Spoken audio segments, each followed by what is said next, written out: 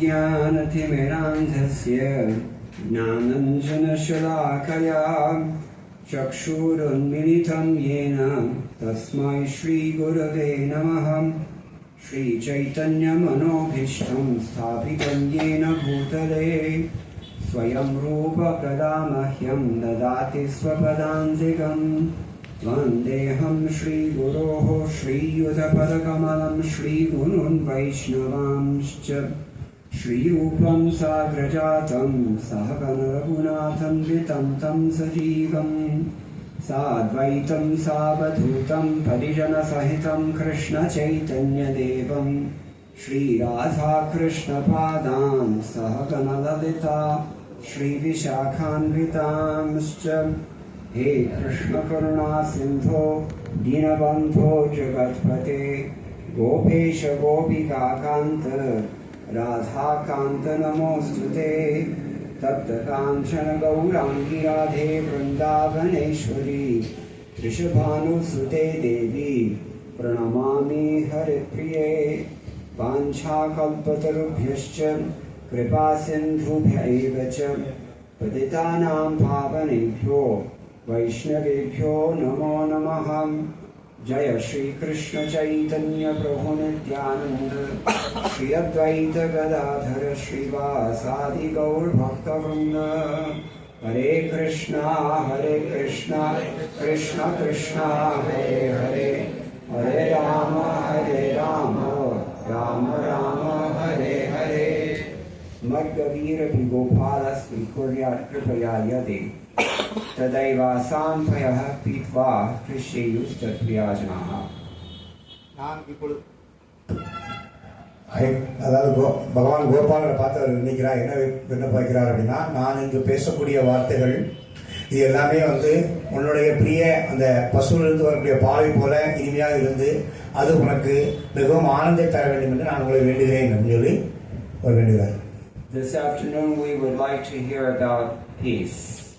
இந்த மத்தியான நேரத்துல நாம அமைதியை பற்றி கொஞ்ச நேரம் பேசுவோம். President Trump just attacked Venezuela. அமெரிக்க அதிபர் ட்ரம்ப் அவருடைய அருகில் உள்ள வெனிசுலா நாட்டை இப்பதான் தாக்க ஆரம்பிச்சிருக்கிறார். Bombed all the military installations. அங்க உள்ள எல்லா ராணுவ நிலைகளையும் அவர் வெடிகுண்டு போட்டு தாக்கியிருக்கார். Ukraine and Russia have been fighting for several years now. உக்ரைனும் ரஷ்யாவும் பாத்தீங்கன்னா பல ஆண்டுகளா இப்போ அவங்க போர் சொல்லிட்டு இருக்காங்க. And of course India, Pakistan, we know that story very well. அதே மாதிரி இந்தியாவும் பாகிஸ்தானுக்கு இடையில இருக்கக்கூடிய சண்டைகள் நமக்கு ரொம்ப நல்லாவே தெரியும். China fights with everybody around it. China உலகத்துல உள்ள எல்லாரும் கூட சண்டை போட்டுட்டு இருக்காங்க. And of course Muslims also, everywhere they go. அதே மாதிரி இஸ்லாமியர்கள் அவங்க உலகத்துல எந்த இடத்துக்கு போனாலும் அங்க சண்டை போட்டுட்டு இருக்காங்க. So that's just a question of physical violence. அதெல்லாம் பாத்தீங்கன்னா இங்க நம்ம உடல் ரீதியான ஒரு வன்முறை எப்படி நடந்துட்டு இருக்கு அப்படின்னு பாக்குறதெல்லாம். Where does it come from? அது எங்க இருந்து வருகிறது அந்த மாதிரி விஷயங்கள்லாம்? Because people are not satisfied with what they have. ஏன்னா மக்களுக்கு தங்கள்ட்ட என்ன இருக்கோ அதை வச்சு அவங்களுக்கு திருப்தி இல்லை, அதனால அந்த மாதிரி பிரச்சனைகள்லாம் வருது. They become envious of others. அவங்களுக்கு மற்றவங்களை பார்த்து பொறாமை வருது. And sometimes they just take whatever they want from others. சில நேரங்கள பாத்தீங்கன்னா மற்றவங்ககிட்ட இருந்து அவங்களுக்கு என்ன தேவையோ அதை ஃபுல்லா அவங்களே எடுத்துக்கிறாங்க. No permission sought nor granted. அதாவது அவங்களுடைய எந்த அனுமதியும் கேட்கறது இல்ல, யாரும் அனுமதி கொடுக்கறது அவங்களே எடுத்துக்கிறாங்க. All this is because people don't have internal peace. இது எல்லாம் ஏன் நடக்கு அப்படின்னா மக்கள்கிட்ட உள்ள அமைதி இல்லை. So that's the first step in world peace. Have some internal peace, personal peace. அந்த உலக அமைதிக்கான முதல் படி என்ன அப்படின்னா, முதல்ல நமக்கு ஒவ்வொரு மனிதருக்கு இடையில உள்ள அமைதி இருக்கணும். The kind of peace that Krishna mentions at the end of chapter 2 in Bhagavad Gita. அந்த மாதிரி அந்த உள்ள அமைதியை பற்றி அவர் பகவத்கீதையோட 2வது அத்தியாயத்துல கடைசியில அவர் விளக்குறார். ஆபூர்யமானம் அஜல பிரதிஷ்டம் சமுத்ரமாபஹ பிரதிஷந்தி யத்வத் தத்வத் காமாத் யம் பிரவசந்தி சர்வே சசாந்திமாப்னோதி ந காமகாமி. You can read the translation 270.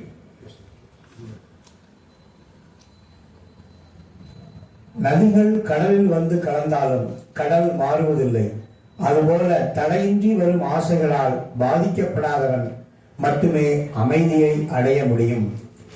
அத்தகைய ஆசைகளை நிறைவேற்றிக் கொள்ள விரும்புவன் அல்ல. How do you get to that position of internal peace? Peace in your heart. நம்ம இதயத்துல அமைதி அப்படிங்கிற அந்த நிலைக்கு நம்ம எப்படி அடைய முடியும்? Krishna has already established that earlier in the same chapter, text 66, which you can read. கிருஷ்ணர் ஏற்கனவே அதை இந்த அத்தியாயத்தினோட 2வது அத்தியாயத்தினோட பதத்துல 66வது பதத்துல சொல்லியிருக்காரு. பரமனின் கிருஷ்ண உணர்வின் மூலமாக தொடர்பின்றி தெய்வீக அறிவையோ கட்டுப்பாடான மனதையோ அடைய முடியாது. இவையின்றி அமைதிக்கு வழி இல்லை.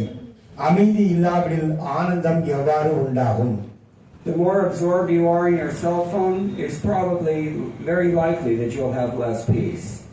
எந்த அளவுக்கு நீங்க உங்களுடைய அலைபேசியில மொபைல் போன்ல மூழ்கி கிடைக்கீங்களோ அந்த அளவுக்கு நமக்கு மிக தெளிவா புரிஞ்சுக்கலாம் உங்களுக்கு மன அமைதி ரொம்ப குறைவா இருக்கு அப்படின்னு சொல்லி. Best way to destroy your children is give them cell phones. நீங்க உங்க குழந்தைகளை சீரழிக்கணும்னு நினைச்சீங்கன்னா உங்க குழந்தைகள் கையில நீங்க மொபைல் போனை கொடுத்தா போதும். But there's a verse in chapter 5 of this Bhagavad Gita in which Srila Prabhupada talks about peace. இதே பாத்தீங்கன்னா இந்த பகவத்கீதையோட 5வது அத்தியாயத்துல ஒரு பதத்துல அவர் அமைதியை பற்றி பேசுறாரு. 5.29. 5.29. In fact, Srila Prabhupada called this verse the peace formula. ஏற்கனவே பாத்தீங்கன்னா பிரபுபாதர் இந்த பர்டிகுலர் இந்த முக்கியமான இந்த ஸ்லோகத்தை இதுதான் அமைதிக்கான அந்த சூத்திரம்னு சொன்னாரு.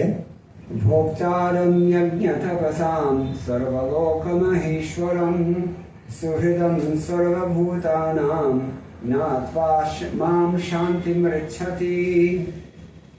மொழிபெயர்ப்பு மற்றும் பொருளரை பக்திவேதாந்த சுவாமி ஸ்ரீல பிரபுபாதர் ஜெய். நானே எல்லா யாகங்களையும் தவங்களையும் இறுதியில் அனுபவிப்பன் என்றும் எல்லா லோகங்களையும் தேவர்களையும் கட்டுப்படுத்துபவன் என்றும் எல்லா உயிர்வாழிகளின் உற்ற நண்பன் என்றும் அறிந்து என்னை பற்றிய முழு உணர்வில் இருப்பவன் ஜட துயரங்களிலிருந்து விடுபட்டு அமைதி அடைகிறான். பொருளரை. Yeah, before you read the purport, keep the microphone maybe 2 inches away, because then it'll be easier over here. பொருளை. மாயா சக்தியின் பிடியில் சிக்கியுள்ள அனைத்து கட்டுண்ட ஆத்மாக்களும் பௌதிக உலகில் அமைதியை தேடுகின்றனர். ஆனால் பகவத்கீதையின் இப்பிரிவில் கூறப்பட்டிருக்கும் அமைதிக்கான வழி என்ன என்பது அவர்களுக்கு தெரியவில்லை. அமைதிக்கான மிகச்சிறந்த வழி இதுவே. மனிதரின் எல்லா செயல்களையும் அனுபவிப்பவர் பகவான் கிருஷ்ணரே. அவரே எல்லா லோகங்களுக்கும் தேவர்களுக்கும் உரிமையாளர் என்பதால் மனிதர்கள் அவரது திவ்ய சேவைக்காக அனைத்தையும் அர்ப்பணிக்க வேண்டும். அவரை விட உயர்ந்தவர் எவரும் இல்லை. தேவர்களில் தலை சிறந்தவர்களான சிவபெருமானையும் பிரம்மதேவரையும் விட அவரை சிறந்தவர். வேதங்களில் ஸ்வேதாஸ்வதர உபனிஷத் 6.7 முழுமுதற் கடவுள் தம் ஈஸ்வரானாம் பரம் மகேஸ்வரம் என்று வர்ணிக்கப்படுகிறார். மாயையின் மயக்கத்தால் காணும் எல்லாவற்றிற்கும் தானே எஜமானன் என்றும் ஜீவன்கள் எண்ணினாலும் உண்மையில் அவர்கள் இறைவனின் ஜடசக்தியால் ஆளப்படுகின்றனர். பகவானே ஜட இயற்கையின் எஜமானர். கட்டுண்ட ஆத்மாக்களோ ஜட இயற்கையின் கடுமையான சட்டங்களுக்கு உட்பட்டவர்கள். இந்த அப்பட்டமான உண்மையினை உணராதவரை தனிப்பட்ட முறையிலோ பல பேர் ஒன்று கூடியோ இவ்வுலகில் அமைதியை காண்பது சாத்தியமில்லை. இதுவே கிருஷ்ணமுறையில் அறியப்படுவதாகும். பகவான் கிருஷ்ணரே பரம அதிகாரி. மாபெரும் தேவர்கள் உட்பட எல்லா ஜீவன்களும் அவரது சேவகர்களே. பூரண கிருஷ்ணமுறையில் மட்டுமே பக்குவமான அமைதியை அடைய இயலும். கர்மயோகம் என்ற பெயரால் பொதுவாக அறியப்படும் இந்த 5ஆம் அத்தியாயம் கிருஷ்ண உணர்வின் பயிற்சி விவரமாகும். கர்மயோகம் எவ்வாறு முக்தி அளிக்க முடியும் என்ற கற்பனை கேள்விக்கு இங்கு பதில் கூறப்பட்டுள்ளது. கிருஷ்ண உணர்வில் செயலாற்றுவது என்றால் பகவான் கிருஷ்ணரே உயர்ந்த ஆளுநர் என்ற முழு ஞானத்துடன் செயலாற்றுவதாகும். இத்தகைய செயல் திவ்ய ஞானத்திலிருந்து வேறுபட்டதல்ல. நேரடியான கிருஷ்ண உணர்வு பக்தி யோகம் எனப்படும். ஞான யோகம் என்பது பக்தி யோகத்திற்கு இட்டுச் செல்லும் பாதையாகும். பரம உண்மையுடனான ஒருவனது உறவை பற்றிய முழு ஞானத்துடன் செயல்படுவதே கிருஷ்ண உணர்வாகும். மேலும் புருஷோத்தமரான முழுமுதற் கடவுள் கிருஷ்ணனை பற்றிய முழு ஞானமே அந்த உணர்வின் பக்குவ நிலையாகும். கடவுளின் மிகச்சிறிய அம்சமான ஆத்மா அவரது நித்திய தொண்டனாவான். ஆத்மா மாயையை ஆட்சி செய்ய விரும்பும் பொழுது அதனுடன் அவன் தொடர்பு கொள்கிறான். இதுவே அவனது பல்வேறு துயரங்களுக்கு காரணம். அவன் ஜடத்துடன் தொடர்பு கொண்டுள்ள வரை அவன் தேவைகளுக்காக செயலாற்றுதல் அவசியம். இருப்பினும் ஜடத்தின் எல்லைக்குள் இருக்கும் போதிலும் கிருஷ்ண உணர்வானது ஒருவனை ஆன்மீக வாழ்வுக்கு கொண்டு வருகிறது. ஏனெனில் ஜட உலகில் பயிற்சி செய்யப்படும் போதிலும் ஆன்மீக வாழ்வினை இது எழுச்சி பெறச் செய்கின்றது. ஒருவன் எந்த அளவுக்கு இதில் முன்னேறியுள்ளானோ அந்த அளவுக்கு அவன் ஜடத்தின் பிணைப்பிலிருந்து விடுபட்டுள்ளான். கடவுள் யாரிடமும் பாரபட்சம் பார்ப்பதில்லை. கிருஷ்ண உணர்வில் அவன் செய்யும் கடமைகளை பொறுத்ததே அவனது பலன்கள். அக்கடமைகள் புலன்களை அடக்குவதற்கும் கோபம், ஆசை ஆகியவற்றின் தாக்குதலை வெல்வதற்கும் உதவியாக அமைகின்றன. மேற்கூறிய எழுச்சிகளை அடக்கி கிருஷ்ண உணர்வில் நிலையாக நிற்பவன் உண்மையில் பிரம்ம நிர்வாண எனும் திவ்யமான நிலையில் உள்ளான். கிருஷ்ண உணர்வை பயிற்சி செய்யும் போது தானாகவே அஷ்டாங்க யோக முறையும் பயிற்சி செய்யப்படுகிறது. ஏனெனில் யோக முறையின் இறுதி நோக்கம் பக்தியினால் எளிமையாக அடையப்படுகின்றது. அஷ்டாங்க யோக முறையில் யம, நியம, ஆசன, பிராணாயாம, பிரத்யாகார, தாரண, தியான, சமாதி என்னும் படிப்படியான வழியில் முன்னேற்றம் அடையப்படுகிறது. ஆனால் பக்தி தொண்டின் பக்குவத்துடன் ஒப்பிடும் பொழுது இவை ஒரு முன்னுரையை போன்றவை. பக்தி தொண்டு மட்டுமே மனிதனுக்கு அமைதியை நல்கும். பக்தியே வாழ்வின் மிக உன்னதமான பக்குவ நிலையாகும்.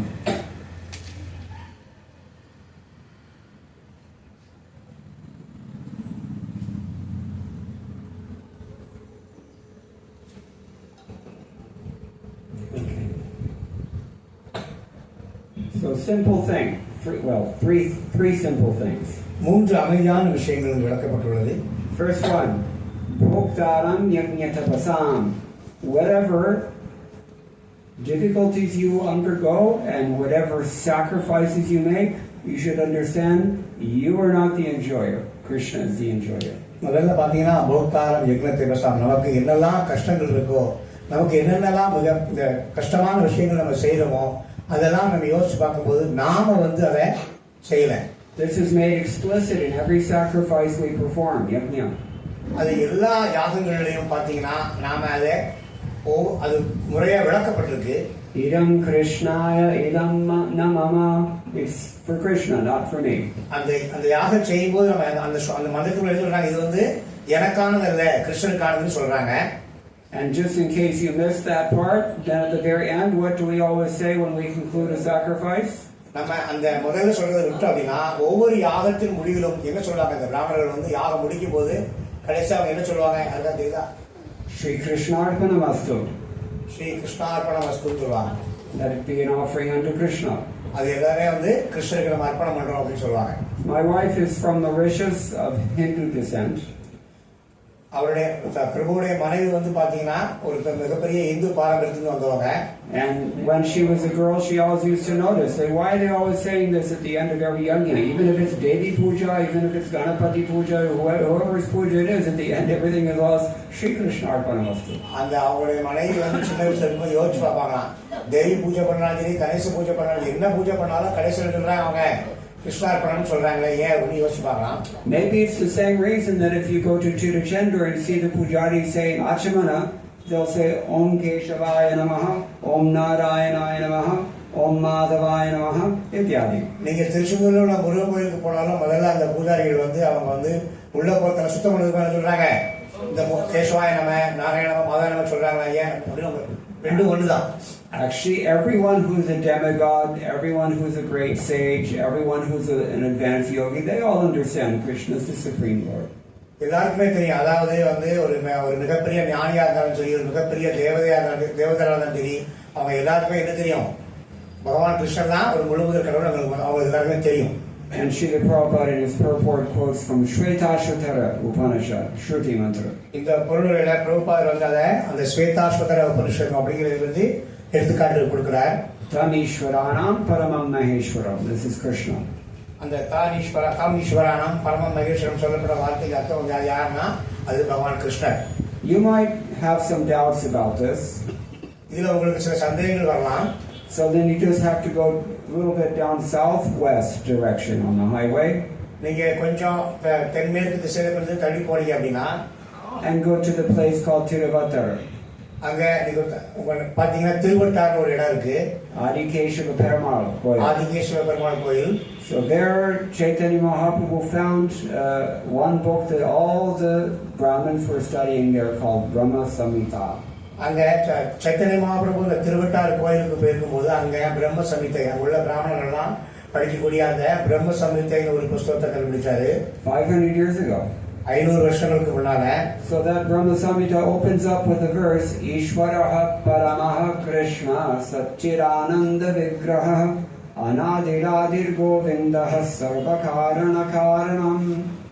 அந்த பிரம்ம சம்ஹிதை முதல்ல அந்த முதல் பிரம்மசத்தை ஆரம்பிக்கும் முதல் ஸ்லோகத்திலே அந்த பிரபு பாடின ஸ்லோகத்தின் அந்த மந்திரத்தின் மூலமாக அது ஆரம்பிக்குது. If they were studying this book at that place and Chaitanya Mahaprabhu found it there and took a copy home, that means that this understanding was previously very widespread in this area. அந்த இடத்துல அந்த பிராமணர்கள் அந்த புத்தகத்தை அவங்க படிச்சுட்டு இருக்கிறத பார்த்து சைத்தன்ய மகாபிரபு தனக்கும் ஒரு பிரதி எடுத்துட்டு போனாரு. அப்பவே சைத்தன்ய மகாபிரபு புரிஞ்சுட்டாரு தான் சொல்றதுக்கு முன்னாலே இந்த இடங்கள்ல அதாவது பகவான் கிருஷ்ணர் தான் முழுவதும் கடவுளும் ஏற்கனவே வியாபகமா இருந்திருக்கு. Anyway, that's maybe another matter. But Krishna is the Supreme Personality of Godhead. At least Bhagavan, we can say, is the Supreme Personality of Godhead. அது ஒரு வகையில இருந்தாலுமே நமக்கு நல்லா ரொம்ப தெளிவா தெரியும் கிருஷ்ணர் பகவான் அப்படின்னா புருஷோத்தமராகவே முழுமுதற் கடவுள். The point is that we are not the Supreme Personality of Godhead. நம்ம அதுல முக்கியமான கருத்து என்ன, நாம முக்கியமாக இந்த புருஷோத்தமராக முழுமுதற் கடவுள் கிடையாது. Sometimes we act as if we were. சில நேரங்களில் நாம தான் என்னவோ அந்த புருஷோத்தமராக கடவுள் மாதிரி நம்ம நடிச்சுக்கிறோம். Or we subconsciously assume that we have his position, whether we realize it or not. நாம சில நேரங்களில் மனதளவுல அமைதியான நிலையில நினைச்சுக்கிறோம். நாம தான் அந்த முழுமுதற் கடவுள் அந்த சக்தியில நமக்கு இருக்கிற மாதிரி நினைச்சுக்கிறோம். But if you could just understand the first line of this verse, then at least that's 1/3 of your problem solved. ஆனா நீங்க அந்த ஸ்லோகத்தினுடைய முதல் வரியை நீங்க புரிஞ்சிட்டாலே போதும், உங்களுடைய பிரச்சனைகள்ல 3/4 தீர்க்கப்பட்டுவிடும். Krishna is the bhokta of all your difficulties, of all your sacrifices, etc. கிருஷ்ணர் மட்டுமே அதை காப்பவர். உங்களுடைய எல்லா யக்ஞங்களுக்கும் உங்களுடைய எல்லா கஷ்டங்களையும் உரை கொள்றவர் யார் அப்படின்னு பார்த்தீங்கன்னா அவர் கிருஷ்ணர் மட்டும்தான். What about the other 2/3 of your problems? அதே பார்த்தீங்கன்னா 3/4 பார்த்தாச்சுன்னா 2 என்ன இருக்க போகுது? Second thing, Sarva Loka Maheshwaram. ரெண்டாவது சொல்றாரு சர்வலோக மகேஸ்வரம். நான் தான் சொல்றாரு. What does the word lokam? You have this in Tamil? Yeah, உலகம். Word. It means the world. What else? Does it mean anything else? Yes, sir. Means Lokam is world. Universe. It doesn't mean society? No. Okay. At least in Hindi it means society also. So, yeah. But anyway, Krishna is the Lord of all the worlds. கிருஷ்ணர் தான் இந்த எல்லா உலகங்களுக்கும் கடவுள் கிருஷ்ணர் தான். So, it's the same thing looking at it from a different perspective. அது ஒரே விஷயம் தான், ஆனா அங்க சில வேறுபாடுகளோட அது நடந்துட்டு இருக்குது. Ishvara, what does Ishvara mean? ஈஸ்வர அப்படின்னா அர்த்தம் என்ன? Ishvara means somebody who's able to control. ஈஸ்வரனா யார் ஒருவரால எல்லாத்தையும் கட்டுப்படுத்த முடியுமோ அவர் தான் ஈஸ்வரன். Many people can control. நிறைய பேரால நிறைய விஷயங்களை கட்டுப்படுத்த முடியும். Every one of us has some control over some things. ஒவ்வொருத்தரும் பாத்தீங்கன்னா ஓரளவு திறமை, சில விஷயங்கள்ல அவங்க கட்டுப்படுத்துற அளவுக்கு திறமை வச்சிருப்பாங்க. In that sense, we can be called Ishwaras also. அதன் அடிப்படையில நாமளும் ஈஸ்வரன் அழைக்கப்படலாம். But here we're talking about Maha Ishwara, Maheshwara. That is Krishna only. ஆனா நாம இங்க பேசுறது யாரு? மகா ஈஸ்வரன், மகேஸ்வரன். மகேஸ்வரன் யாரு? அவரு பகவான் கிருஷ்ணர். We've already heard this from Brahma Samhita. Ishwaraha Paramaha Krishna. நம்ம ஏற்கனவே பிரம்ம சம்ஹிதையில கேட்டிருக்கோம். ஈஸ்வரக பரம அவர் யார்? கிருஷ்ணர் கேள்விப்பட்டிருக்கோம். So this is the second thing. You have to understand that you can only control so much. இதான் ரெண்டாவது விஷயம். நீங்க தெளிவா புரிஞ்சுக்கணும். உங்களால ஒவ்வொரு அளவுக்கு தான் எதையும் கட்டுப்படுத்த முடியும். Especially if you're in your Shani Mahadasha. நீங்க உங்களுக்கு சனி மகாதசை நடந்துட்டு தான் உங்களுக்கு புரியும் அது. Or Sare Sati. அந்த 7:30 7:30 7:30 அர்த்தம். You're just going to meet frustration at every step. No matter what you try to do, nothing gets off the ground. அந்த சனி பிடிச்சக்கூடிய காலத்துல நீங்க என்ன முயற்சி எடுத்தாலும் எதுவுமே நடக்காது. உங்களுக்கு வந்து விரக்தி தான் ஏற்படும். Because you're not the controller. Somebody else is controlling it. ஏன்னா நீங்க கட்டுப்படுத்துவதில்லை, உங்களை கட்டுப்படுத்துறதுக்கு வேற யாராவது இருக்கிறாங்க. Actually, if we're honest with ourselves, we'll admit we cannot even control our own senses. What to speak of anything external? நேர்மையா நம்ம பேச ஆரம்பிச்சா நம்ம ரொம்ப தெளிவா பார்க்கலாம். நம்மளுடைய புலன்களே கட்டுப்படுத்த முடியாத சூழ்நிலை வேற வெளியுள்ள விஷயங்களை நம்ம எப்படி கட்டுப்படுத்த முடியும்? And we can't control our senses because we also cannot control our minds. நம்மளால நம்ம புலன்களை கட்டுப்படுத்த முடியாது. ஏன்னா நம்மளால நம்மளுடைய புத்தியும் கட்டுப்படுத்த முடியாது. It's said that the mind is like the guru of all the senses. Whatever the mind tells the senses, they're going to do that. புத்தி தான் வந்து இந்த அனைத்து புலன்களுக்கும் குருன்னு சொல்லப்படுது. ஏன்னா புத்தி என்னெல்லாம் சொல்லுதோ அதெல்லாம் இந்த புலன்கள் கேட்குது. That's why our first order of business is to control the mind. அதனால பாத்தீங்கன்னா நம்மளுடைய முதல் கடமை என்ன இருக்கணும்? முதல்ல நம்மளுடைய புத்தியை நம்ம வந்து கட்டுப்படுத்த முயற்சி பண்ணணும். That's a large part of the teachings of Bhagavad Gita, how to control your mind. இந்த பகவத்கீதையுடைய பெரும் பகுதி போதனை என்ன அப்படின்னா நம்மளுடைய புத்தியை எப்படி கட்டுப்படுத்துறது தான். So Sarvaloka Maheshwaram, he is the supreme controller of all the planets. சர்வலோக மகேஸ்வரன் இந்த உலகத்திற்கு இருக்கக்கூடிய எல்லா லோகங்களையும் கட்டுப்படுத்துபவர் அவர்தான். Now so far this sounds a little bit scary, doesn't it? நம்ம இவ்வளவு தூரம் பேசுறத வச்சு நம்ம யோசிச்சு பார்த்தா நமக்கு கொஞ்சம் ஒரு பயம் ஏற்படுது இல்லையா? Big person in control, no matter what I do, he's going to win. வேற ஒரு பெரிய மனுஷன் வந்து கட்டுப்படுத்திட்டு இருக்காரு, நான் என்னதான் செஞ்சாலும் நான் என்னால ஜெயிக்க முடியாது அப்படிங்கிற ஒரு எண்ணம் வருது. It's even worse than Amazon. அது வந்து அமேசான் அந்த ஒரு வர்த்தக நிறுவனத்தை விட ரொம்ப மோசமா இருக்குமா தெரியுது. So therefore Krishna says a little bit touch of warmth here. He says Suhridam Sarvabhutanam. All living entities, I am their best friend. That means love. அவர் அந்த இடத்துல ஒரு சின்ன ஆறுதல் கொடுத்த மாதிரி கிருஷ்ணன் பேசுறாரு. இதுல சுஹிருதம் சர்வபூதான், நான் எல்லா உயிரினங்களுக்கும் நான் அவருடைய தோழன் நண்பன் சொல்றாரு. So if we look elsewhere in chapter 2, we may have heard Karmani evadhikaraste ma padeshu kadachana ma karma phalahetu bhur mate sango swakarmani, that you have a right to perform your prescribed duty, but you cannot have the fruits of that action. பகவத்கீதையுடைய பதம் 2 அத்தியாயம் 2 பதம் 47 அங்க என்ன சொல்லப்படுது அப்படின்னா, உனக்கு விதிக்கப்பட்ட கடமையை செய்ய மட்டுமே உனக்கு அதிகாரம் உண்டு, ஆனால் செயல்களின் பலன்களில் உனக்கு அதிகாரம் இல்லை. உனது செயல்களின் விளைவுகளுக்கு உன்னையே காரணமாக ஒருபொழுதும் எண்ணாதே. கடமையை செய்யாமல் இருக்க ஒருபோதும் பற்றுதல் கொள்ளாதே. Realistically, you cannot assume that you're causing those results either. உண்மையில யோசிச்சு பார்த்தீங்கன்னா அந்த முடிவுகளுக்கு நீங்க ஒரு காரணம் கிடையாது. We've already discussed that. We're not the controllers. நம்ம ஏற்கனவே பேசியிருக்கோம், நாம எதையும் கட்டுப்படுத்துபவர்கள் அல்ல. At least we're not the supreme controller. நம்ம ஒரு மிக உன்னதமான அந்த கட்டுப்படுத்துபவர் அல்ல. So this realization is important in the beginning if we want peace of mind. நமக்கு ஒரு மன அமைதி வேணும் அப்படின்னு நம்ம நினைச்சோம்னா நமக்கு நாம் ஒரு கட்டுப்படுத்துவோர் அல்ல அப்படிங்கிற அந்த தன்னுணர்வு நிறைய நமக்கு வந்தாக வேணும். Krishna enjoys all of our difficulties. நம்மளுடைய அத்தனை கஷ்டங்களையும் கிருஷ்ணர் தான் வந்து ஏற்றுக்கொள்கிறார். Sometimes we work hard to get some goal that we try to achieve. நம்ம சில நேரங்களில் ஒரு குறிக்கோள் அடைவதற்காக நம்ம கஷ்டப்பட்டு உழைக்கிறோம். We might achieve it or we might not achieve it. நாம அந்த குறிக்கோளை சில சமயம் அடைவோம், சில சமயம் அடையாமலும் போவோம். But either way, Krishna is the one who enjoys our activities and he enjoys the results of our activities. எப்படி பார்த்தாலுமே நம்மளுடைய எல்லா செயல்களையும் ஏற்றுக்கொள்பவர் கிருஷ்ணர் மட்டும்தான். அந்த எல்லா செயல்களுக்கான பலன்களையும் ஏற்றுக்கொள்பவர் கிருஷ்ணர் மட்டும்தான். And he deserves that because he's controlling everything. Actually, he's the one giving us any ability that we have. அவருக்கு அதுக்கான தகுதி இருக்கு. அந்த விஷயங்களை ஃபுல்லா ஏற்றுக்கொள்ளக்கான தகுதி ஏன் இருக்குன்னா, ஏன்னா அவர் தான் எல்லாத்தையுமே கட்டுப்படுத்துபவர். நமக்கு அந்த திறமையும் அவர் தான் கொடுக்கிறாரு. Even when we become atheistic rascals and try to deny his existence, he's the one giving us the intelligence to make arguments. இப்ப நாம ஒரு நாத்திக முட்டாள்களா மாறக்கூடிய சூழ்நிலை வந்தாலும் கூட அந்த புத்தி அந்த நேரத்துல அந்த புத்தியை கொடுக்கிறது பகவான் கிருஷ்ணர் தான். அந்த வாதங்களை எடுத்து வைப்பதற்காக why he does so is another matter. ஏன் அப்படி செய்யறாங்கிறது அது வேற ஒரு விஷயம். But the final thing here, Suhridam Sarva Bhutanam. If you're a Bhuta, you're a living entity, you're a created being, then he's your friend. நீங்க நல்லா பாத்தீங்கன்னா நீங்க தான் படைக்கப்பட்ட ஆத்மா அப்படிங்கிற ஒரு விஷயம், நீங்க தான் அந்த ஐம்பூதங்கள்ல உள்ள அந்த அந்த எலிமெண்ட்களால் செய்யப்பட்டது இருந்துச்சுன்னா அந்த உங்களை முழுமையா கட்டுப்படுத்துவது பகவான் ஸ்ரீ கிருஷ்ணன் தான். And we're talking about Sarva Bhutanam. Everybody is included in this love. நீங்க இந்த சர்வ பூதானம்ங்கிற அந்த வார்த்தையை வந்து பாத்தீங்கன்னா இதுல எல்லாரும் அதுல உட்கொள்ளப்பட்டிருக்காங்க. பகவான் எப்படி கட்டுப்படுத்துறார்? தன்னுடைய அன்பின் மூலமாக கட்டுப்படுத்துறார். He's our well wisher.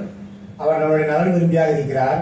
So Nyatva Mam Shanti Vrichati. Krishna says, if somebody knows this about me, that person becomes peaceful. அதனால பகவான் கிருஷ்ணன் சொல்றாரு, யார் ஒருக்கு என்னை இப்படி இந்த அர்த்தங்கள் மூலமாக தெரிஞ்சுக்கிறாரோ அவருக்கு அமைதி கண்டிப்பாக கிடைக்கும் சொல்றாரு. So Bhagavad Gita has very practical application to life. அதனால பாத்தீங்கன்னா பகவத்கீதை வந்து ரொம்ப ஒரு எழுதுவான செயல்முறை வாழ்க்கை வாழ்றதுக்கு அதுல நிறைய கருத்துக்கள் கொடுக்கப்பட்டிருக்கு. It's not old fashioned. அது தன்னைத்தானே வடிவமைத்துக் கொண்ட விஷயம் கிடையாது. It's not Hindu bhajan. அது ஒரு இந்து பஜனை இல்ல. This is science. அது ஒரு விஞ்ஞானம். Somebody is controlling everything and it's not me. யாரோ ஒரு பெரியவர் வந்து எல்லாத்தையுமே கட்டுப்படுத்துறாங்க, அது நான் அல்ல. Not you either. அது நீங்களும் அல்ல. Somebody is enjoying all of this and it's not us. Have you experienced? You may have noticed. யாரோ ஒருத்தர் வந்து இது எல்லாத்தையுமே அனுபவிக்கிறாரா, நம்ம இல்ல அப்படின்னு நம்ம யோசிக்கிறோம். அது நம்ம சில நேரங்களில் உணர்ந்திருக்கலாம். And we have so much violence in today's world because somebody loves everyone, but that's also not me or you. நம்ம இப்போ உலகத்துல பல இடங்கள்ல வன்முறையை பார்க்கிறோம். நம்ம புரிஞ்சுக்கிறோம், யாரோ அதாவது ஒருத்தர் வந்து எல்லாரையும் நேசிக்கிறார், ஆனா எல்லாரும் அந்த மாதிரி இருப்பதில்லை அப்படிங்கிற புரிஞ்சுக்கணும். How you can fight someone that you love? யார் ஒருத்தரை வந்து நீங்க அன்பு செலுத்துறீங்களோ அவங்க கூட எப்படி நீங்க சண்டை பண்ண முடியும்? Only if you're not in control of your senses and mind. உங்களுக்கு உங்களுடைய புத்தியும் உங்களுடைய புலன்களும் உங்களுக்கு கட்டுப்பாட்டுக்கு இல்லைனா தான் சண்டை பண்ண முடியும். But there is a person who never loses control. There is a person who is the enjoyer of everything. There is a person who loves all of us. That is God. பாத்தீங்கன்னா கடவுள் அங்க இருக்கிறார். அவர் யார் அப்படின்னா எல்லாரையும் நேசிக்கிறார், எல்லா விதத்திலையும் கட்டுப்பாடா இருக்கிறார். அவர் தான் வந்து நம்ம எல்லார் மீதும் அன்பும் செலுத்துறார். So if we just remember this, next time you're not peaceful, just remember this verse and consider the ramifications. உங்களுக்கு அடுத்த எப்பவாவது மன அமைதி இல்லை அப்படின்னா இந்த ஸ்லோகத்தை நீங்களோட மனசுல வச்சு நினைச்சிட்டீங்கன்னா உங்களுக்கு அமைதி கிடைச்சிடும். So Srila Prabhupada then explains this verse. 5th chapter is a practical explanation of karma yoga. You have to do something in life. You have to act. Prabhupada இந்த அடுத்த என்ன விளக்குறாருன்னா, இனி இந்த உலகத்தை ஏதாவது ஒரு வேலை செய்யணும், நீங்க ஏதாவது செயலை செஞ்சு கொண்டு இருக்கணும் பிரபுபார் சொல்றாரு. But your actions will only be beneficial for you and others if they're performed very carefully with proper understanding. That's jnana. அந்த செயல்களை வந்து ஒரு நல்ல புரிதலோட நீங்க செஞ்சா மட்டும்தான் அதுக்கான பலன்கள் வந்து சரியா இருக்கும் அப்படின்னு சொல்றாரு. அதுதான் ஞானம்னு சொல்லப்படுது. And ultimately, Prabhupada concludes they have to be connected to Krishna. Connection means yoga. அதே நேரத்தில் பிரபுபாத் என்ன சொல்றாரு, அந்த விஷயங்கள் அந்த செயல்கள் எல்லாமே வந்து கடவுளுடன் தொடர்பு இருக்க வேண்டும். தொடர்புக்கு பேரு அது பேர் தான் யோகம்னு பேரு. Action is there, awareness is there, and dedication to God or connection with God is also there. This is bhakti. It is the mature synthesis of all the topics that are discussed in Bhagavad Gita, whether karma, jnana, or yoga. இந்த கர்ம ஞான யோகம் இப்படிங்கிற விஷயங்களை பத்தி பகவத்கீதையில ரொம்ப தெளிவாக விளக்கப்பட்டிருக்கு. அதாவது வந்து நம்ம பகவானை பற்றின அந்த ஞானம், அப்புறம் நம்ம செய்யக்கூடிய செயல்கள், அப்புறம் நாம அந்த பகவான் மீது இருக்கக்கூடிய அன்பு, இந்த 3 விஷயங்கள் தான் மிக தெளிவாக அங்கே முழுமையாக விளக்கப்பட்டிருக்கு. I'm going to close now, but if anybody has any questions about any of this, just keep your questions. நான் இதோட முடிச்சுக்கிறேன். நீங்க உங்கள்ட்ட யாராவது கேள்விகள் இருந்தால் தயவுசெய்து கேள்விகளை நீங்க கேட்கலாம். Just a final comment I'll make here. Srila Prabhupada lists the Ashta Siddhis that are there in the Ashtanga Yoga system. Srila Prabhupad வந்து இந்த இடத்துல அஷ்டாங்க யோகத்தில் கூடிய அஷ்ட சித்தியை பற்றி அங்கே குறிப்பிடுகிறார். Beginning with Yama, sense control. அது முதல்ல ஆரம்பம் வந்து யமா, அதாவது புலநடக்கம் அப்படிங்கிறது ஆரம்பிக்குது. and ending in samadhi, complete absorption in God. அது முடியும் போது சமாதி, அதாவது பகவான் மீது முழுமையான நம்ம கவனத்தோட அர்ப்பணிப்போட இருக்கிறத பத்தி பேசுது. So this brings to mind a verse by famous poet Bilva Mangala. இது நமக்கு பில்வமங்கல தாக்கூர் எழுதின ஒரு கவிதையை பத்தி நமக்கு ஞாபகம் வருது. He said the gopis, with their one-pointed attention on Krishna, they far surpassed the yogis with their 8-pointed discipline of yoga. அந்த அவர் எப்படி சொன்னார்னா, யோகிகள் வந்து 8 விதமான அந்த விஷயங்களை வச்சு கடவுளை அடைய நினைக்க அவங்க தவம் செய்வதை காட்டிலும் கோபிகள் பகவான் கிருஷ்ணன் மீதான ஒரே பார்வையிலான அந்த அன்பின் மூலமாக அதை ரொம்ப எளிதாக அடைஞ்சிடறாங்க அப்படின்னு சொல்றாரு. This is the superiority of bhakti yoga. இதுதான் பக்தி யோகத்தினுடைய அந்த முதன்மை உச்சத்தனம் அப்படின்னு விளக்கப்படுது. So bhuktanam yajñatavasam sarvaloka maheshwaram suhridam sarvabhutanam nyatva mam shantim richiti. You can read the translation again. நானே எல்லா யாகங்களையும் தவங்களையும் இறுதியில் அனுபவிப்பேன் என்றும் எல்லா லோகங்களையும் தேவர்களையும் கட்டுப்படுத்துவோன் என்றும் எல்லா உயிர்வாழ்வின் உற்ற நண்பனும் என்றும் அறிந்து என்னை பற்றிய முழு உணர்வில் இருப்பவன் ஜட துயரங்களிலிருந்து விடுபட்டு அமைதி அடைகிறான். Does anyone have any questions or any comments? யாருக்காவது கேள்விகள் கருத்துக்கள் இருந்தால் தயவுசெய்து கேளுங்க. Or if you have any doubts even, I'm happy to. சந்தேகங்கள் இருந்தாலும் நீங்க கேட்கலாம்.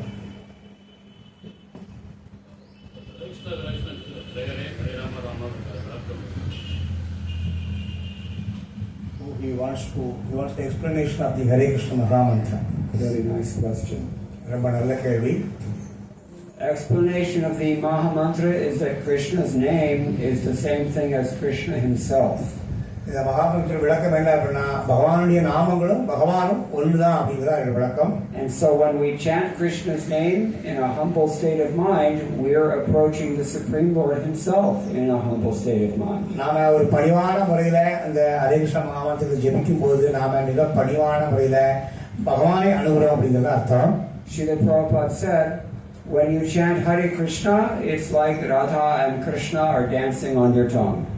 பிரபுபா என்ன சொன்னார்னா, நீங்க எப்போ ஹரே கிருஷ்ண மகாமந்திரம் வந்து ஜெபிக்கிறீங்களோ அப்போ ராதையும் கிருஷ்ணனும் உங்க நாக்குகள்ல வந்து நடனமாடுறாங்க அப்படின்னு அர்த்தம். But this is not for our own entertainment. அது நம்மளுடைய சந்தோஷத்துக்காக அல்ல.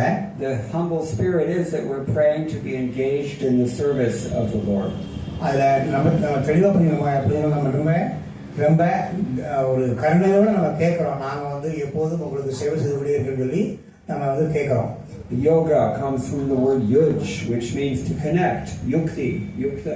யோகம் அப்படிங்கிற வார்த்தை எதிர்த்து வருதுன்னா யூஜ் அப்படிங்கிற சமஸ்கிருத வார்த்தையில அந்த யூஜ் அப்படின்னா என்னன்னா பாத்தீங்கன்னா, நம்ம எப்போதுமே தொடர்பு இருக்க வேண்டும் அப்படிங்கிறதா இருக்கு. So Prabhupada once, very often actually, he translated this Mahamantra, my dear Lord, dear energy of the Lord, Radharani, please engage me in your service. எப்பொழுதுமே வந்து பிரபுபார் வந்து விளக்கம் கொடுத்திருக்காரு. அதாவது பகவானின் சந்திரங்க சக்தியே ராதாராணியே, நீ வந்து எங்களை எப்போதுமே பகவானுடைய சேவையில ஈடுபடுத்த வேண்டும் அப்படின்னு சொல்லி இதுதான் வந்து அர்த்தம். It's completely selfless. அது எப்போதுமே வந்து தன்னை சார்ந்தியே இருக்கவே இருக்காது. It's predicated on this verse that we've read tonight. நாம இப்போ இந்த வாசிச்ச இந்த பதத்துல கூட ரொம்ப தெளிவாக குறிப்பிடப்பட்டிருக்கு. You can't pray like that unless you have the understanding that He is the supreme enjoyer, He's the supreme controller, and He's the supreme friend.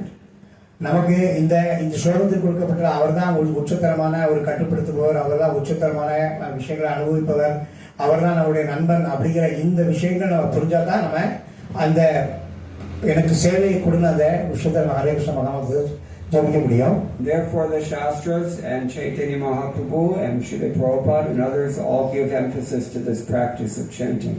அதனாலதான் இந்த சாஸ்திரங்களும் சரி, சைத்தன்ய மகாபிரபுவும் சரி, ஸ்ரீல பிரபுபாதரும் சரி, அவங்க எல்லாருமே இந்த மகாமந்திரத்தை நம்ம ஜபிக்கணுங்கிறத மிக அழுத்தமா சொல்றாங்க. Hare Krishna Hare Krishna Krishna Krishna Hare Hare, Hare Rama Hare Rama, Rama Rama Hare Hare. The more we chant this Maha Mantra, it's called Maha Mantra because it's the supreme mantra. The more we realize the purport of today's verse. நம்ம எந்த அளவுக்கு இந்த மகா மந்திரத்தை அளவுக்கு அதிகமா நம்ம ஜெபிக்க ஆரம்பிக்கிறோமோ அந்த அளவுக்கு இன்னைக்கு நம்ம பேசின இந்த ஸ்லோகத்தினுடைய பொருளுடைய அர்த்தத்தை நம்ம தெளிவா புரிஞ்சுக்கலாம். And when our chanting is completely humble, completely pure, then we experience love of God. நம்மளுடைய ஜெபம் வந்து எவ்வளவுக்கு எவ்வளவு பணிவா இருக்கோ, எவ்வளவுக்கு எவ்வளவு அன்பு நிறைந்ததா இருக்கோ, நம்ம அந்த அளவுக்கு வந்து பகவானுடைய அன்பை நம்ம பரிமாறிக்கொள்ளலாம். In Kali Yuga, you don't expect to see God. Don't think like that. கலியுகத்துல நீங்க கடவுளை பார்க்க முடியாது அப்படிங்கிற மாதிரி நீங்க நினைக்க கூடாது. You have to first hear God before you see Him. நீங்க கடவுளை பார்க்கறதுக்கு முன்னால கடவுளை பத்தி விஷயங்களை கேட்கணும் முதல்ல. That's called the Yuga Dharma. அதுதான் இந்த 22 தர்மம் சொல்லுவாங்க, யுக தர்மம். All of the Shastras emphasize that chanting is the dharma for the age of Kali Yuga. எல்லா சாஸ்திரங்களுமே இந்த கலியுகத்துல கொடுக்கப்பட்ட தர்மம் என்ன அப்படின்னா, கலியுகத்துல அதாவது பகவானுடைய நாமங்களை நம்ம மகாமந்திரத்தை ஜெபிக்கிறது தான் சொல்லி. And we practically see when people chant this Maha Mantra, they do make advancement. நம்ம ரொம்ப தெளிவா செயல்முறையில பார்க்கலாம். யார் யாரெல்லாம் வந்து இந்த மகாமந்திரத்தை ஜெபிக்கிறாங்களோ அவங்க ஆன்மீகத்துல நல்ல வேகமா முன்னேற்றம் அடைகிறத பார்க்க முடியுது. But don't believe me. Try it yourself. நீங்க என்ன நம்ப வேண்டாம், நீங்க முயற்சி செய்து பாருங்க. Okay? சரியா? Anything else? வேற ஏதாவது கேள்விகள்?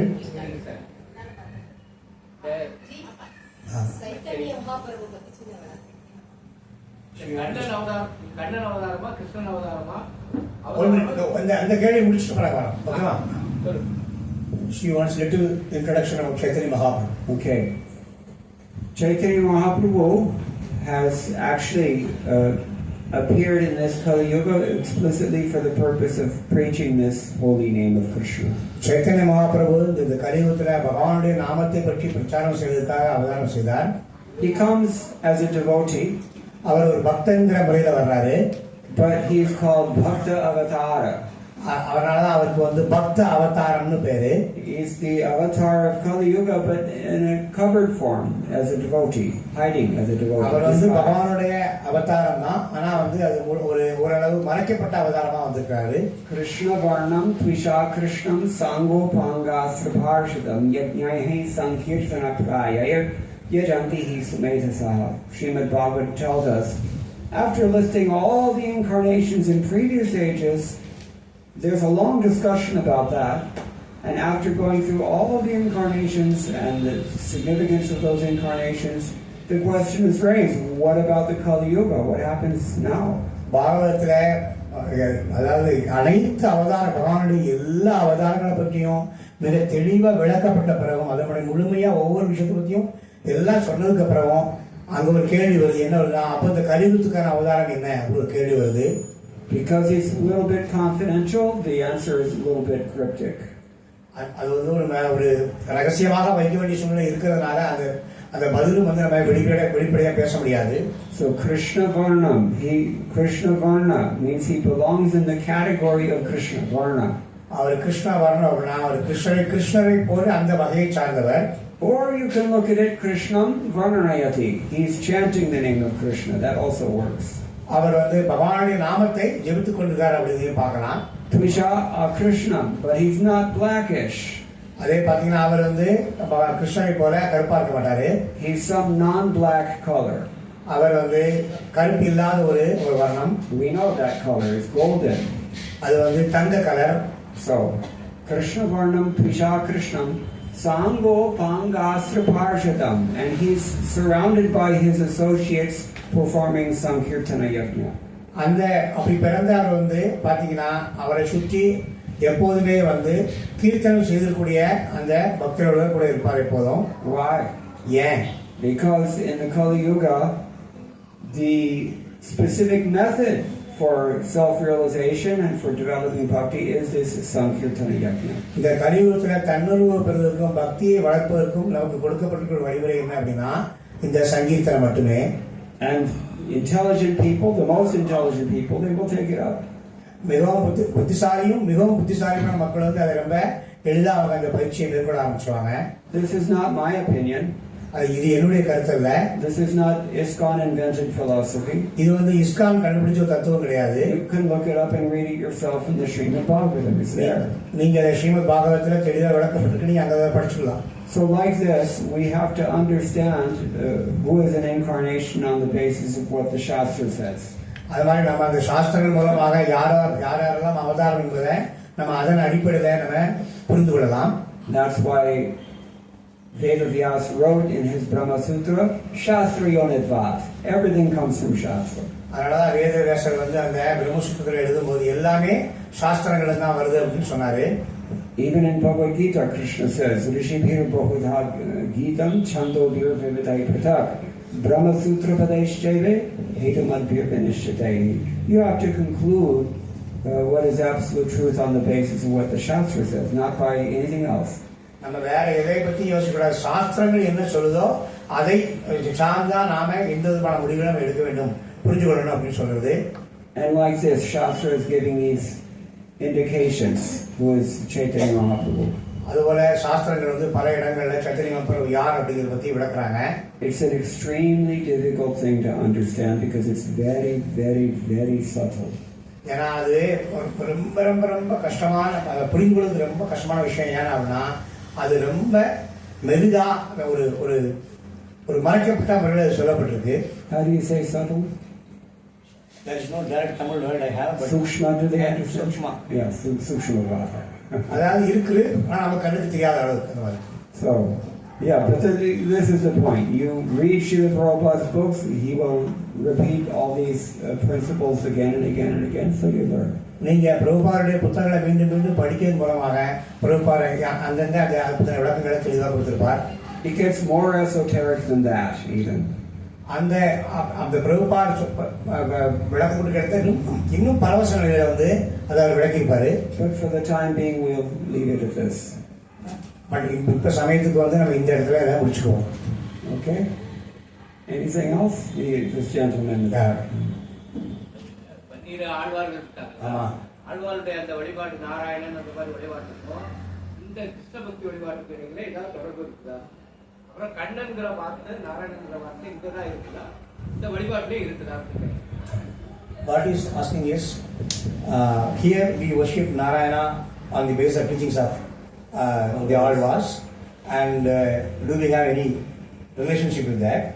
Our sampradaya and that, and the names Narayana and Kannan, is that being given in our worship also, our sampradaya also, in northern part? Basically, yeah, the understanding is the same. They're both the Supreme Personality of Godhead. ரெண்டு இடத்துலயும் ஒரே பொருள் தான், ரெண்டு பேருமே புருஷோத்தமான கடவுள் தான்.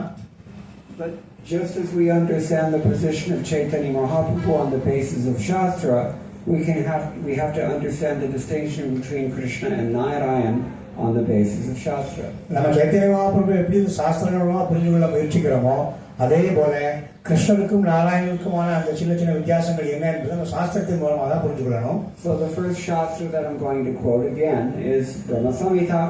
நம்ம திருப்பி நாம என்ன சொல்ல போறோம்னா, நம்ம அந்த பிரம்ம சமீதையில என்ன கொடுக்கப்பட்டிருக்கோ அதன் மூலமா நம்ம அந்த வித்தியாசத்தை புரிஞ்சுக்கலாம். Ramadi Murti Shukalani Ameradashtan Nanavataram Avarod Bhuvaneshu Kinto Krishna Swayam Samabhavat Parama Pumanyo Govindam Adi Purusham Tamaham Bhajami. All the incarnations beginning with Rama, they all appear in this world, and they're all Vishnu, Tattva, and they're all auspicious. But the original form is Krishna. அதாவது எல்லா அவதாரமும் ராமன்ல இருந்து ஆரம்பிக்கூடிய எல்லா அவதாரமும் எல்லா இடத்திலும் முழுமையாக வியாபிச்சு அந்த முழுமையான எல்லா விஷயங்களும் சொல்லியிருந்தாலும் அது எல்லாமே எங்கிருந்து வருது அப்படின்னா, அந்த வித்து முதல்ல எங்கிருந்து ஆரம்பிக்கும் அப்படின்னா பகவான் கிருஷ்ணர் அப்படிங்கிறது ஆரம்பிக்குது. It further goes on to state how we should understand this. இன்னும் அந்த விளக்கப்பட்ட நம்ம எப்படி புரிஞ்சுக்கணும் அப்படிங்கிறத பத்தி அது விளக்கியிருக்கு. Deeparshi Devi Dashantanamabhyupete Deepayate Vavrata Hetu Samana Dharma Yastadreva Hicha Vishnutaya Vibhati Govindam Adi Purusham Tamaham Bhajami. You have one deepa, and with that deepa you can light another deepa, and then you can light so many other deepas, but there's going to be one original deepa. நீங்க அதை எப்படி புரிஞ்சுக்கணும்னா, முதல்ல நம்ம கையில முதல்ல ஒரு விளக்கை ஏற்றுவோம், ஒரு அகல் விளக்கை. அந்த அகல் விளக்கு மூலமா நிறைய விளக்குகளை வந்து நம்ம ஏற்ற முடியும். ஆனா இந்த அகல் விளக்கு முதல்ல வச்சுக்கிற விளக்கு தான் முதன்மையானது அப்படிங்கிறத புரிஞ்சுக்கணும். Even though they're all non-different.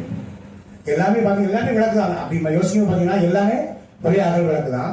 Every deepa is giving equal light, equal potency, equal everything. அந்த எல்லா விளக்குகளுக்கும் ஒரே வெளிச்சம் தான் கொடுக்க போகுது, ஒரே அந்த சக்தி தான் இருக்குதுல. So all the different forms of Perumal or Krishna, they're all non-different, one and the same. எல்லா அந்த பெருமாளுடைய பல்வேறு ரூபங்களும் பகவான் கிருஷ்ணனுடைய பல்வேறு எல்லாமே வந்து ஒண்ணுதான். Vishnu Tattva. அது எல்லாமே விஷ்ணு தத்துவம். Still, Krishna is the origin of all these expansions. இந்த எல்லா வடிவங்களுக்கும் அது அடிப்படை யாருன்னு பார்த்தா பகவான் ஸ்ரீ கிருஷ்ணன் தான். And this is very clearly described in Srimad Bhagavatam, Canto 1, Chapter 3. அது ஸ்ரீமத் பாகவதனுடைய ஸ்கந்தம் 1 அத்தியாயம் 3 மிக தெளிவாக இது விளக்கப்பட்டிருக்கு. Once again, after listing so many incarnations, I think there's 21 of them listed in that chapter. அந்த எல்லா அவதாரங்களும் கிட்டத்தட்ட ஒரு 21 அவதாரங்களை பத்தி அந்த அத்தியாயத்தில் விளக்கப்பட்டிருக்கு. The text says, "Ete cha angsha kalaha pungsam Krishnastu Bhagavan Swayam." Out of all these forms, most of them are kalas or they're amshas, but Krishna is the original Swayam. இந்த விளக்கப்பட்டிருக்கிற எல்லா அவதாரங்களையும் பத்தி சிலது வந்து அந்த கலங்களா இருக்கலாம், சிலது வந்து அம்சங்களா இருக்கலாம். ஆனா இது எல்லாத்தையும் சேர்த்து பாத்தீங்கன்னா பகவான் கிருஷ்ணன் தான் ஸ்வயம் பகவான் அப்படின்னு இந்த ஸ்லோகம் சொல்லுது. Now the amazing thing about this is what Bhagavatam says is exactly corroborated by the Brahma Samhita, which I've already explained. நான் ஏற்கனவே விளக்கிருக்க மாதிரி பாகவதத்துல என்ன சொல்லுதோ அது அப்படியே பிரம்ம சமித்திலையும் விளக்கப்பட்டிருக்கு. And it's possible to understand other shastras also, even Vishnu Purana, in a way that is consistent with these two works. நம்ம மற்ற புராணங்கள் அதாவது குறிப்பா விஷ்ணு புராணத்தை படிச்சு புரிஞ்சாலும் அந்த மற்ற ரெண்டுல என்ன கொடுக்கப்பட்டிருக்கோ அதே மாதிரி இங்கேயும் தெளிவா விளக்கப்பட்டிருக்கும். This is called samanvaya. இதுக்கு பேர் தான் சமன்வயம், எல்லாம் சமமா பார்க்கிறது. If you see some apparent contradiction in the shastra, you have to somehow or other reconcile it so that everything is harmonious. நம்ம எங்கேயாவது சின்ன சின்ன வித்தியாசங்கள் நம்ம இருந்து பார்த்தாலும் நம்ம அதை சரியான முறையில புரிந்து எது சரி எது அப்படிங்கிறத நம்ம பொருத்தி பார்த்தோம்னா நமக்கு கடைசியில் ஒரு உண்மையான நிலைமை தெரியும். It's not that we accept some part of the shastra and reject other parts of the shastras. No. நம்ம சாஸ்திரங்கள ஒரு பகுதியை நான் ஏற்றுக்கிறேன், இன்னொரு பகுதியை நாம மற்ற பகுதியில் ஏற்றுக்க மாட்டேன் அப்படின்னு நம்ம சொல்ல முடியாது. We have to accept all the Vedas, all the Upanishads, all the Puranas, the epics, everything. நம்ம எல்லா உபனிஷத்துகளையும் எல்லா சாஸ்திரங்களையும் எல்லா வேதங்களையும் நம்ம வந்து ஏற்றுதான் ஆகணும். But where there seems to be a contradiction, then we have to reconcile it through Mimamsa. எங்கேயாவது ஒரு இடங்கள்ல வந்து நமக்கு அந்த வித்தியாசம் இருக்கு அப்படின்னு தெரிஞ்சா நாம வந்து அதை ஒரு ஸ்பெஷலிஸ்ட் சான்றுகள் மூலமா அதை விவாதம் செய்து நம்ம புரிஞ்சுக்கணும். So this has been very nicely summarized by Narottam Das Thakur in a Bengali poem. He says, "Guru sadhu shastra vakyochi tete korya aikya." Means what the Guru says, what the sadhu says, what the shastra says, they all have to be the same thing. இதைத்தான் வந்து ஒரு பெங்காலி பாட்டுல வந்து நரோத்தம தாஸ் தாக்கூர் வந்து ரொம்ப தெளிவாக விளக்கியிருக்கிறார். அதாவது குரு சொல்றத சாது சொல்லுவார், சாது சொல்றத சாஸ்திரம் இருக்கும். அதாவது சாஸ்திரத்துல என்ன இருக்கோ அதைத்தான் சாது சொல்லுவார், சாது என்ன சொல்றாரோ அதைத்தான் குரு சொல்லுவார். அதில் வேற அவங்க மாற்றி பேசவே மாட்டாங்க. Have to reconcile shastras with other shastras, have to reconcile the sadhus with the shastra, have to reconcile the guru with the shastra. எல்லாத்தையும் பார்த்தீங்கன்னா மற்ற சாஸ்திரங்களை நம்ம முழுமையான அடிப்படை சாஸ்திரத்து மூலமாகவும் சாதுவும் சாஸ்திரத்தின்படி இருக்கிறாரா, அந்த குருவும் சாஸ்திரத்தின்படி இருக்கிறாருங்கிறத நம்ம தெளிவாக புரிஞ்சுக்கணும். But the ultimate center of authority is the shastra only. நம்ம அந்த மைய அதிகார பொருள் எதுன்னு பார்த்தீங்கன்னா அது சாஸ்திரம் மட்டுமே. Shastra yonitat, books are the basis. ஏன்னா பார்த்தீங்கன்னா எல்லா சாஸ்திரம் தான் அடிப்படை. Okay?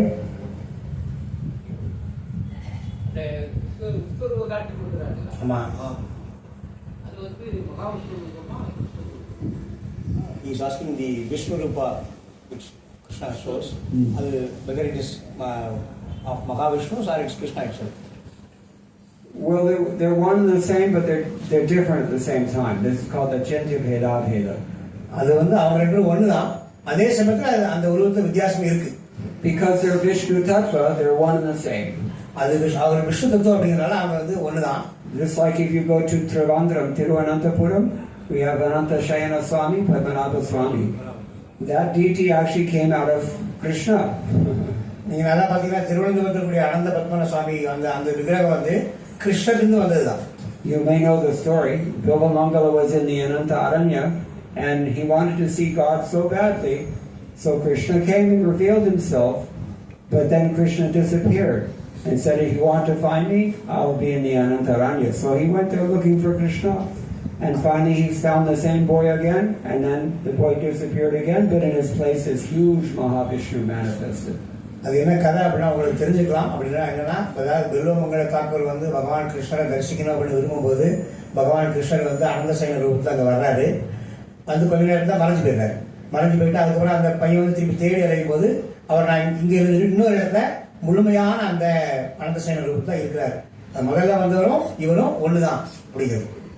That form was several miles long. His head was at Chiravatar and his feet were at Tripadapuram. அது திருவட்டாருக்கும் திருவனந்தபுரத்துக்கும் எவ்வளவு வித்தியாசம் இருக்கு, இடம் தூரம் எவ்வளவு வித்தியாசம் இருக்கு, ஆனா நடந்தது ஒண்ணுதான். So the sage said, how am I going to worship you in this form? அதாவது அந்த நீளம், அதாவது திருவட்டால இருந்து திருவனந்தபுரம் வரைக்கும் உள்ள எவ்வளவு தூரம் இருக்கோ அந்த அளவுக்கு பகவான் வந்து அனந்த சயனத்துல படுத்துக்காரு. நான் இதை எப்படி கும்பிட போறேன் அப்படின்னு சொல்லி அந்த அந்த பில்வமங்கல தாக்கூர் சொல்றாரு. So then he shrunk down to the size that fits in that temple. அதுக்கப்புறம் தான் அந்த அனந்த பத்மநாப சுவாமி இப்ப இருக்கிற அந்த அளவுக்கு தன்னை தானே சொல்லிக் கொண்டார். My point is that the Mahavishnu is the kala, or these other Vishnu forms, they're kalas and amshas of Krishna Bhagavan. பகவான் கிருஷ்ணனுடைய கலைகள் அம்சங்கள் எல்லாமே பார்த்தீங்கன்னா அது வந்து அந்த மகாவிஷ்ணு அந்த அனந்த சயனத்தில் இருக்கிறது தான். But they're the same. ஆனால் அவங்க ரெண்டு ஒண்ணுதான். Equal potency, different appearance. ஒரே சக்தி தான், ஆனா வேறு வேறு ரூபங்கள். Okay? Anything else?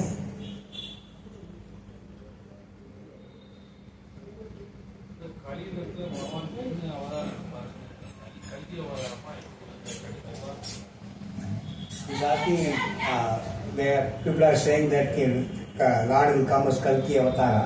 Yes. So, in Kali Yuga he is coming. Yes. How to understand that? At the end of Kali Yuga. This is also in Bhagavatam. அது பாகவதத்தில் சொல்லப்பட்டிருக்கு, கலியுகத்தினுடைய முடிவில் வருவார் அப்படின்னு. Everything we understand from the Shastras, I've been saying. எல்லாமே நான் சொல்லிட்டு தான் இருக்கேன், எல்லாமே நம்ம சாஸ்திரம் மூலமா தான் புரிஞ்சு கொள்ள முடியும். So at the end of the Kali Yuga, beginning of the next Yuga, the Lord will come as Kalki. அந்த கலியுகத்தினுடைய முடிவுல அடுத்த யுகத்தினுடைய துவக்கத்துல பகவான் வந்து கல்கி அவதாரம் எடுத்து வருவார். He can't really reform anyone at that point because people are finished. அந்த நேரத்துல பாத்தீங்கன்னா யாரும் அதை புரிஞ்சு கொள்ள கொடுக்கும் நேரம் இருக்காங்கன்னா அந்த நேரத்துல எல்லா மக்களும் கொல்லப்பட்டுருவாங்க. He just kills. அவர் எல்லாரையும் கொல்லுவார். And he initiates a new cycle of yugas beginning with Satya. அதுக்கப்புறம் வந்து அவர் புதிய அந்த யுக சுழற்சியை வந்து ஆரம்பிச்சு வைப்பார். That's Kalki's avatar. Kalki avatar. அதுதான் கல்கி அவதாரம் சொல்லப்படுது. Not the best form of the Lord to have as your Ishtadeva because he just kills. அவரை வந்து நம்ம ஒரு இஷ்ட தேவதையை கொல்ல யோசிக்க முடியாது, ஏன்னா அவர் வந்து என்ன பண்றாரு, எல்லாரையும் கொல்றதுக்காக வருவார். Krishna is a lot more fun and a lot more beautiful, a lot more loving. கிருஷ்ணர் வந்து பார்க்க ரொம்ப அழகா இருப்பார், கிருஷ்ணர் ரொம்ப கருணையா இருப்பார், கிருஷ்ணர் ரொம்ப வேடிக்கையாகவும் இருப்பாரு. One sage once said that when Krishna is with his consort Radharani or Sita or Lakshmi, then he's good, he's Shanta. கிருஷ்ணர் எப்பொழுதும் தங்களுடைய அந்த அன்பர்களுடைய, அதாவது சீதா ராதாராணி அவங்க கூட இருக்கும்போது ரொம்ப அமைதியா இருக்காரு, எந்த விதமான பிரச்சனையுமே இல்லை. As soon as you take him away from his consort, then he kills. எந்த நேரத்துல அவர் லட்சுமியுடையோ ராதாவுடையோ அவங்க இல்லையோ அந்த நேரத்துல விடுறாரு, கொல்ல ஆரம்பிச்சிடுறாரு. He'll kill Ravana, he'll kill Hiranyakashipu, he'll kill Kamsa, so many deities, so many demons. Ravanan, Hiranyakashipu எல்லாத்தையும் எப்படி கொல்றாரு, தனியார் போன கொல்றாரு. So we worship Krishna and we worship Krishna with Srimati Radharani. நாம கிருஷ்ணரை ஸ்ரீமதி ராதாராணியோட நம்ம எப்போதுமே வழிபடுறோம். And she has a calming influence on him. அந்த நேரத்துல ராதாராணியுடைய அந்த அமைப்பு வந்து இருக்கிறதுனால வந்து அவர் அமைதியாக இருக்கிறார். Our peace formula is to recognize Krishna as the supreme enjoyer, the supreme controller, and the supreme friend. நம்ம அமைதிக்கான அந்த சூத்திரம் என்னன்னா, கிருஷ்ணன் அவருடைய மிகச்சிறந்த நண்பன், கிருஷ்ணன் மிகச்சிறந்த அனுபவிப்பாளர், கிருஷ்ணன் மிகச்சிறந்த ஒரு கட்டுப்பாட்டாளர் அப்படிங்கிற நம்ம புரிஞ்சுக்கணும். But Krishna's peace formula is to stay with Srimati Radharani. ஆனா கிருஷ்ணனுடைய அமைதி சூத்திரம் என்ன, எப்போது ராதாராணி கூட இருக்கிறது. Okay. Anything else? வேற ஏதாவது சந்தேகங்கள்? ஆமா. He's asking about the explanation for the tilak. Because we want to show that this body has been offered to God. நாம வந்து திருநாமம் ஏன் இடறோம்னா, இந்த உடல் வந்து பகவானுக்கு அர்ப்பணிக்கப்பட்டது அப்படின்னு விளக்குறதுக்காக நம்ம செய்றோம். So we put these marks according to the Shastric injunction. நம்ம சாஸ்திர விதிகளின்படி இந்த நாமங்களை நம்ம வந்து விடுறோம். Just like in Achman, Om Keshavaya Namah. நம்ம ஆச்சரணம் சொல்லலாம் மாதிரி இது வந்து ஓம் கேசவாய நமः. And 12 places we do the same. உடம்புல 12 இடங்கள்ல விடுறோம். So that's all. Alright. வேற ஏதாவது?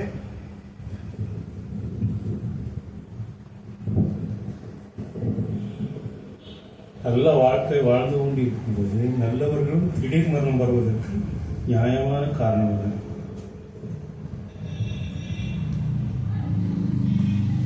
He's asking some good people when they live a good life, suddenly they expire, they die.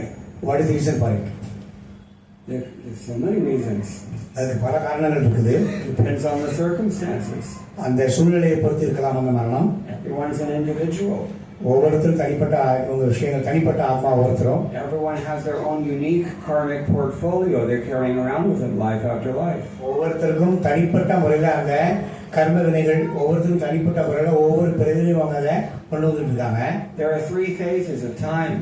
அதாவது காலத்துக்கு மூன்று பாகங்கள் இருக்குது. Past, present, future. அதாவது இறந்த காலம், நிகழ்காலம், எதிர்காலம்னு 3 விதமான இது இருக்குது. So we're not aware of all of them. நமக்கு அதை பத்தி எல்லாமே நமக்கு தெரியாது. We don't know what this person has done in previous lifetimes. நமக்கு இவர் இந்த முன் ஜென்மத்துல முந்தின வாழ்க்கையில என்னெல்லாம் செய்தாலும் நமக்கு தெரியாது. Nor do we know how many lifetimes ago they did it. நமக்கு அவர் எத்தனை ஜென்மங்களுக்கு முன்னால் அதை செஞ்சார் அப்படின்னு நமக்கு தெரியாது. We don't know the past. நமக்கு கடந்த காலத்தை தெரியாது. We don't know the future. நமக்கு எதிர்காலத்தை பத்தியும் தெரியாது.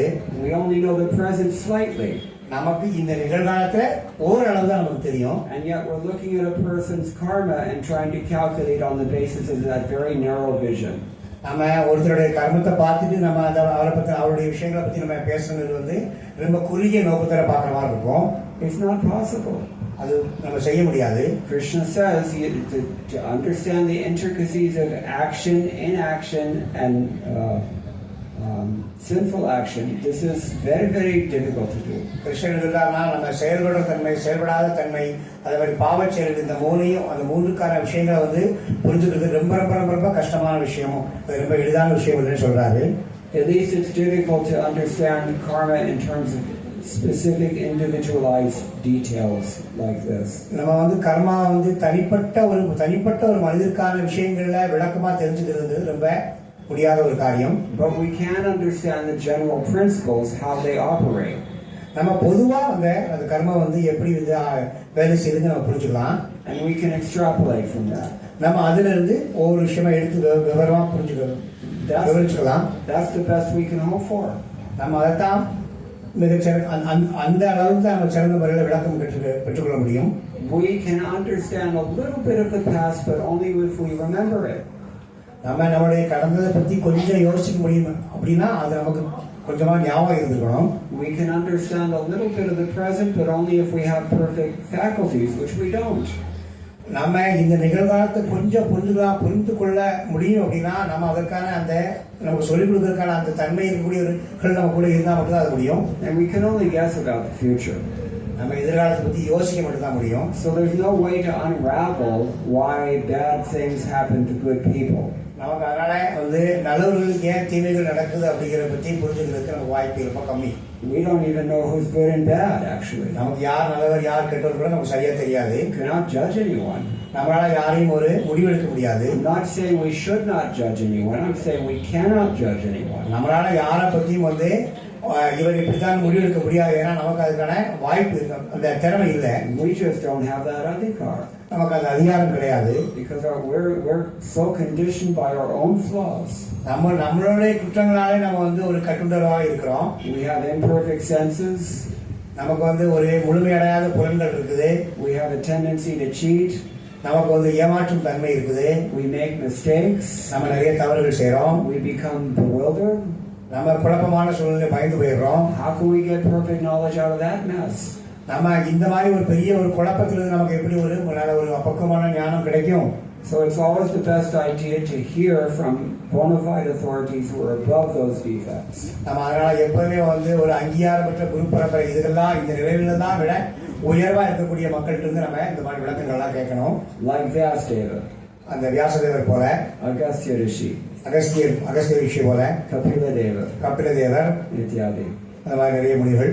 So they're all saying the same thing that the Shastra says. So again, it comes back to Shastra. அவங்க எல்லாருமே சாஸ்திரம் என்ன இருக்கோ அதான் சொல்றாங்க. அதனால இங்க எங்க போனாலும் திருப்பி நம்ம சாஸ்திரங்கள் தான் வந்து சேரணும். This is why Srila Prabhupada worked so hard in the end of his life. He stayed up all night long translating these books very, very carefully because he knew this is the only key people are going to have to really unravel this science of Bhakti Yoga properly. அதனாலதான் பாத்தீங்கன்னா பிரபுபாதர் வந்து தன்னுடைய வாழ்க்கையின் கடைசி நாட்கள்ல ராப்பகலா முடிச்சு உட்காந்து இந்த விஷயங்களை ஃபுல்லா அந்த சாஸ்திரங்கள் கொடுக்கப்பட்டிருக்க எல்லா விஷயங்களும் மிக எளிமையான முறையில நமக்கு புரிஞ்சுக்கணும். நாம எளிமையா புரிஞ்சுக்கிறதுக்காக இந்த மாதிரி புத்தகங்கள் நிறைய புத்தகங்களை வந்து பகவத்கீதை, உண்மை பாகவதம், இந்த மாதிரி நிறைய விஷயங்களை அவர் நமக்கு எழுதி கொடுத்துட்டு போயிருக்கார். And that's why we're so enthusiastic about encouraging people to read these books. அதனாலதான் நாங்க வந்து இந்த புத்தகங்களை வாசிங்கன்னு மக்களை உற்சாகப்படுத்துறதுக்கு, ஊக்கப்படுத்துறதுக்கு நாங்க உற்சாகமா இருக்கிறோம். These books have a special potency that I haven't seen anywhere else.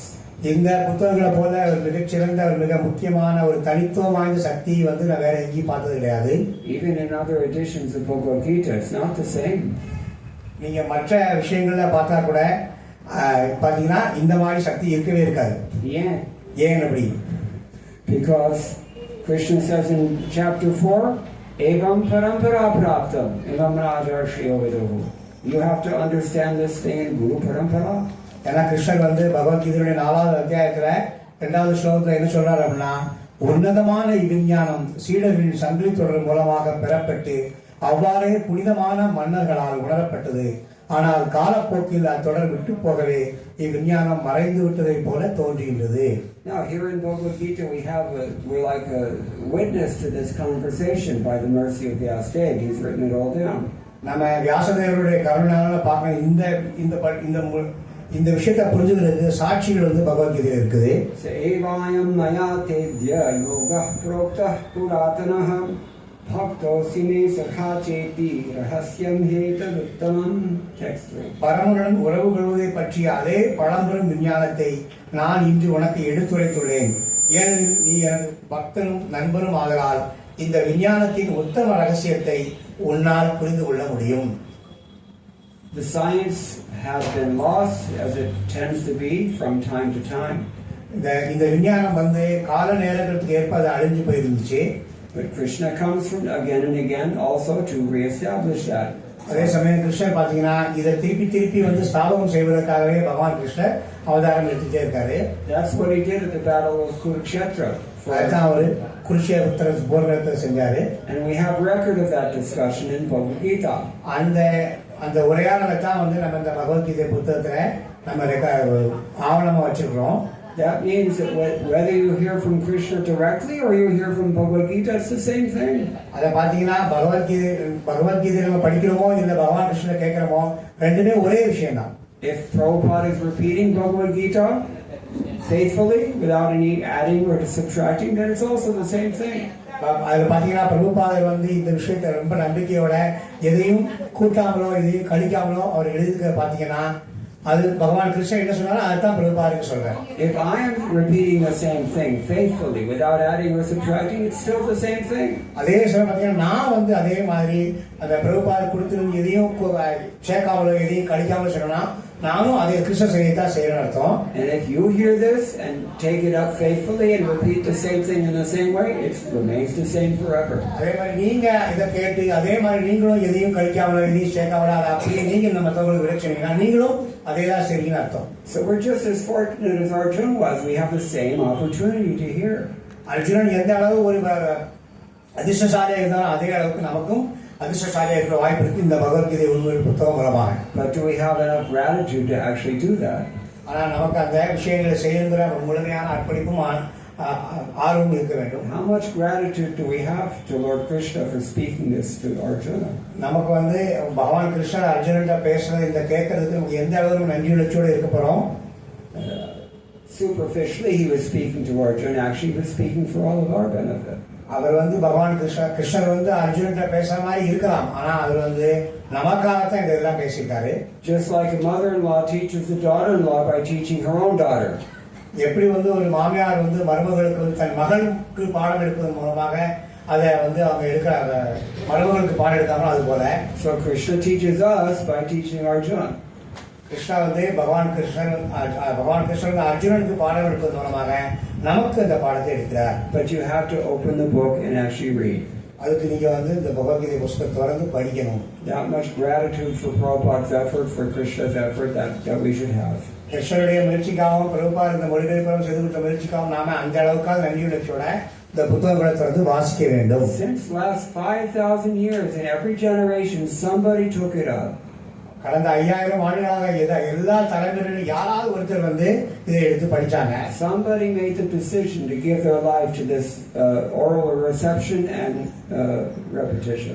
யாராவது ஒருத்தர் வந்து இந்த காது மூலமா நம்ம அவங்க கேட்டதை வந்து அடுத்த தலைமுறைக்கு கொண்டு போகணும்னு ஒவ்வொருத்தரும் முடிவு செய்து போது நமக்கு கிடைச்சதுங்க. That's the only thing that keeps it alive. அது ஒன்றே வந்து இந்த விஷயத்தை வந்து மிக அந்த உயிர்த்தன்மையோடு இருக்க வைக்குது. That's why we worship these great acharyas like the Alawars and our Guru Parampara. அதனாலதான் நாம அந்த ஆச்சாரியர்கள் ஆழ்வார்கள் போன்ற அந்த நம்ம குரு பரம்பரையோட கூடிய ஆச்சாரியர்கள் அதனாலதான் வழிபடுறோம். It takes one generation of neglect and the whole thing is gone. Might as well have never existed. ஒரு தலைமுறை வந்து இத மாதிரி நிராகரிச்சு ஆரம்பிச்சுக்கோங்களேன், அப்புறம் இது வந்து அடுத்த தலைமுறைக்கு போய் சேராது, அப்புறம் மொத்தமா முழுமையா அழிஞ்சு போயிடும். Thousands of years of cumulative gyan and culture and spiritual attainment gone.